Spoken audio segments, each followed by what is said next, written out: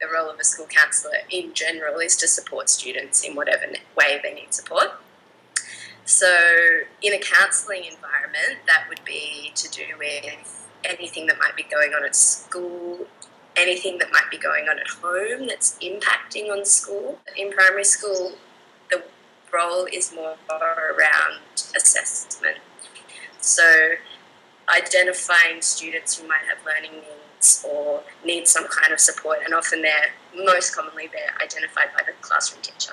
So the process generally goes that there's a learning support team at the school, which involves the principal or the deputy, someone on the executive staff, the counsellor, maybe some other support teachers, the ESL teacher, depending on what area you're in. And this team gets referrals, so they come through from the teachers, sometimes from the parents of the student, and they're around what concerns students have. And so a big part of my role is looking at these referrals that come through the learning support team and doing an assessment, so a holistic assessment, to kind of start to figure out what's going on for the student and coming up with a plan to put in place for the students. Approachability is huge.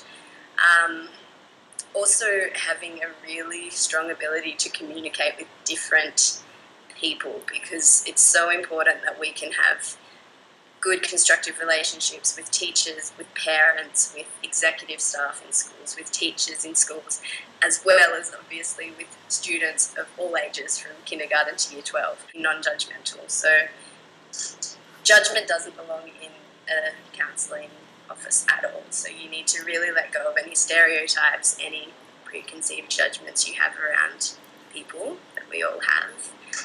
When you come into that environment and into that counselling relationship, it needs to be completely non-judgmental and non-threatening for the students. My educational philosophy is based on inclusiveness. So I have a strong belief that all students have the right to achieve to their own potential, whatever that may be. So I focus a lot on strengths in my counselling, especially with young little ones. My yoga strategies and philosophy into my counselling practice. So I do a lot of relaxation with students, especially young students, and I use things like mind jars, a jar with glitter in it, and you shake it and it's a metaphor for the mind. So we use that a lot to discuss how our minds work and how we can relax our bodies and our minds. We have to engage all of those different parties, I guess. So overall, our main priority are the students, so they're our central client, but supporting the student is our overall goal. But in order to do that, we need to work really effectively with parents, teachers, everyone who supports the students in and outside of school. I always really try to be a calm presence in the face of anger or frustration or upset, because it's coming from somewhere. They're having an emotional reaction and they're allowed to. So it's good just to not reflect that emotion back, but rather just reflect it back with calm and patience and really listen.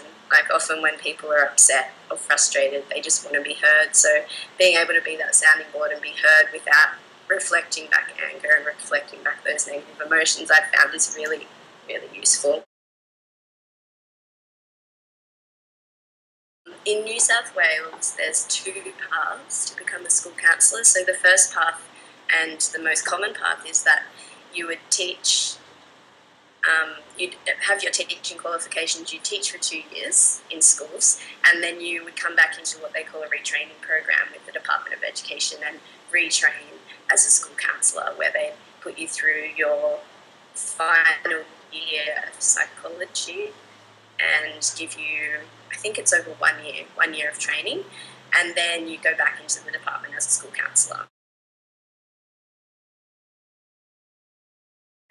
Cards, especially with boys, they love playing it's a good way to engage boys.